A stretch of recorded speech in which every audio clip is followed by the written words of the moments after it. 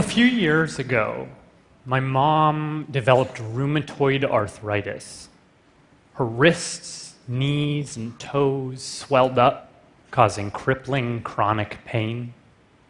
She had to file for disability. She stopped attending our local mosque. Some mornings it was too painful for her to brush her teeth. I wanted to help, but I didn't know how. I'm not a doctor. So what I am is a historian of medicine. So I started to research the history of chronic pain.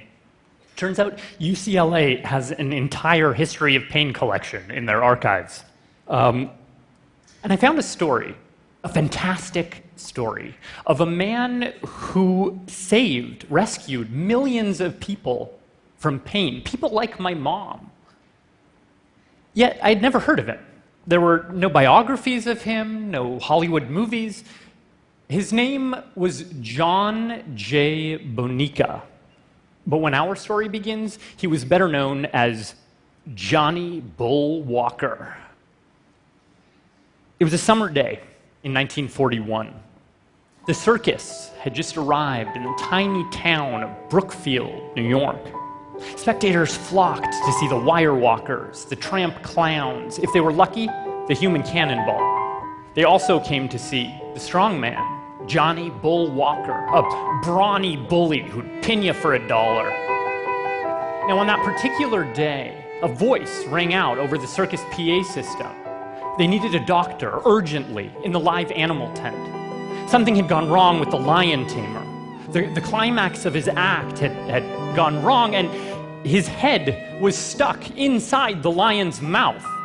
He was running out of air. The crowd watched in horror as he struggled and then passed out. When the lion finally did relax its jaws, the lion tamer just slumped to the ground, motionless.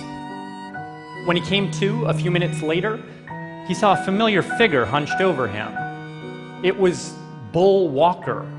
The strong man had given the lion tamer mouth to mouth and saved his life.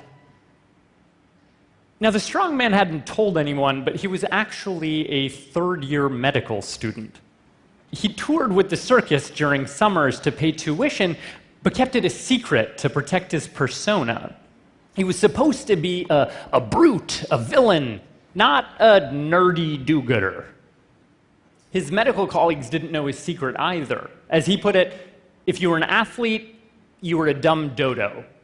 So he didn't tell them about the circus or about how he wrestled professionally on evenings and weekends. He used a pseudonym like Bull Walker or later the Masked Marvel. He even kept it a secret that same year when he was crowned the light heavyweight champion of the world. Over the years, John J. Bonica lived these parallel lives. He was a wrestler, he was a doctor. He was a heel, he was a hero. He inflicted pain, and he treated it. And he didn't know it at the time, but over the next 5 decades, he'd draw on these dueling identities to forge a whole new way to think about pain. It'd change modern medicine, so much so that decades later, Time magazine would call him pain relief's founding father. But that all happened later. In 1942, Bonica graduated medical school and married Emma, his sweetheart, whom he had met at one of his matches years before. He still wrestled in secret. He had to. His internship at New York St. Vincent's Hospital paid nothing. With his championship belt, he wrestled in big-ticket venues like Madison Square Garden against big-time opponents like Everett the Blonde Bear Marshall or 3-time world champion Angelo Savoldi. The matches took a toll on his body. He tore hip joints, fractured ribs.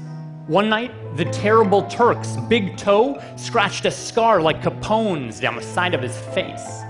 The next morning at work, he had to wear a surgical mask to hide it.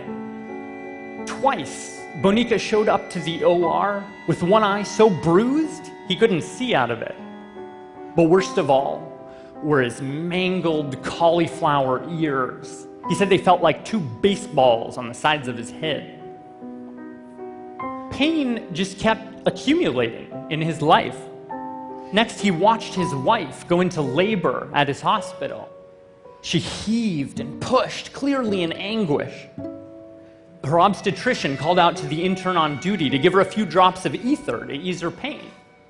But the intern was a young guy, just 3 weeks on the job. He was jittery, and in applying the ether, irritated Emma's throat.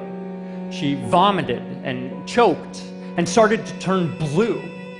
Bonica, who was watching all this, pushed the intern out of the way, cleared her airway, and saved his wife and his unborn daughter. At that moment, he decided to devote his life to anesthesiology. Later, he'd even go on to help develop the epidural for delivering mothers. But before he could focus on obstetrics, Bonica had to report for basic training. Right around D-Day, Bonica showed up to Madigan Army Medical Center near Tacoma. At 7,700 beds, it was one of the largest Army hospitals in America. Bonica was in charge of all pain control there. He was only 27. Treating so many patients, Bonica started noticing cases that contradicted everything he had learned. Pain was supposed to be a kind of alarm bell, in a good way, a body's way of signaling an injury, like a broken arm. But in some cases, like after a patient had a leg amputated, that patient might still complain of pain in that non-existent leg. But if the injury had been treated, why would the alarm bell keep ringing? There were other cases in which there was no evidence of an injury whatsoever, and yet still the patient hurt.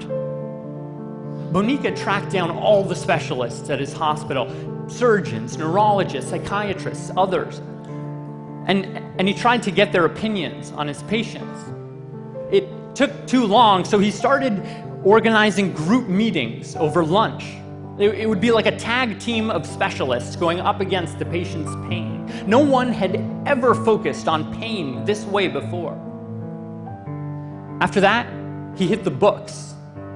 He read every medical textbook he could get his hands on, carefully noting every mention of the word pain. Out of the 14,000 pages he read, the word pain was on 17 and a half of them. 17 and a half. For the most basic, most common, most frustrating part of being a patient. Bonica was shocked. I'm quoting him. He said, "What the hell kind of conclusion can you come to there? The most important thing from the patient's perspective, they don't talk about." So over the next 8 years, Bonica would talk about it. He'd write about it. He'd write those missing pages. He wrote what would later be known as the Bible of pain. In it, he proposed new strategies, new treatments using nerve block injections. He proposed a new institution, the pain clinic, based on those lunchtime meetings. But the most important thing about his book was that it was a kind of emotional alarm bell for medicine, a desperate plea to doctors to take pain seriously in patients' lives. He recast the very purpose of medicine.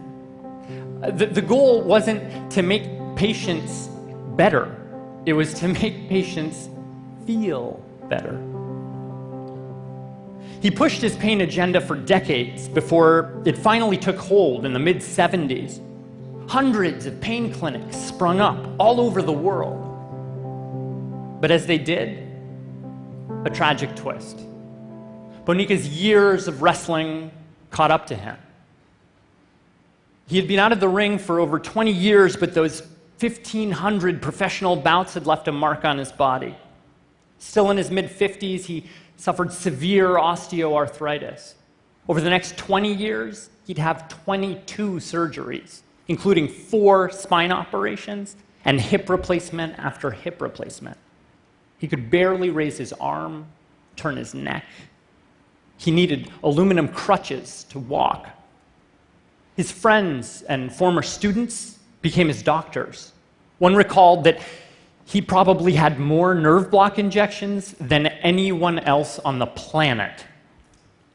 Already a workaholic, he worked even more, 15 to 18-hour days. Healing others became more than just his job, it was his own most effective form of relief.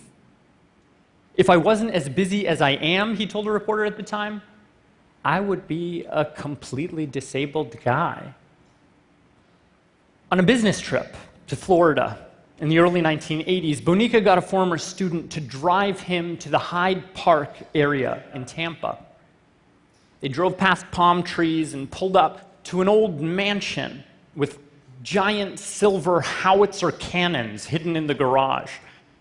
The house belonged to the Zacchini family, who were something like American circus royalty.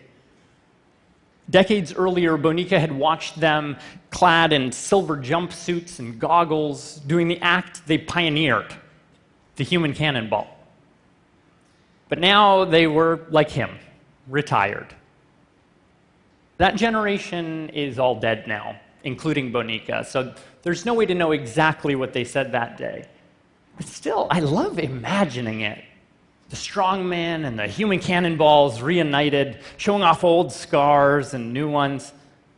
Maybe Bonica gave them medical advice. Maybe he told them what he later said in an oral history, which is that his time in the circus and wrestling deeply molded his life. Bonica saw pain close up. He felt it. He lived it. And it made it impossible for him to ignore in others. Out of that empathy, he spun a whole new field, played a major role in getting medicine to acknowledge pain in and of itself.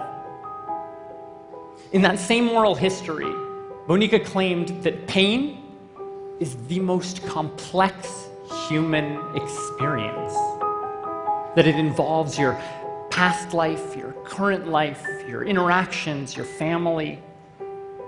That was definitely true for Bonica, but it was also true for my mom. It's easy for doctors to see my mom as a kind of professional patient, a woman who just spends her days in waiting rooms. Sometimes I get stuck seeing her that same way. But as I saw Bonica's pain, a testament to his fully lived life, I started to remember all the things that my mom's pain holds. Before they got swollen and arthritic, my mom's fingers clacked away in the hospital HR department where she worked. They folded samosas for our entire mosque. When I was a kid, they cut my hair, wiped my nose, tied my shoes.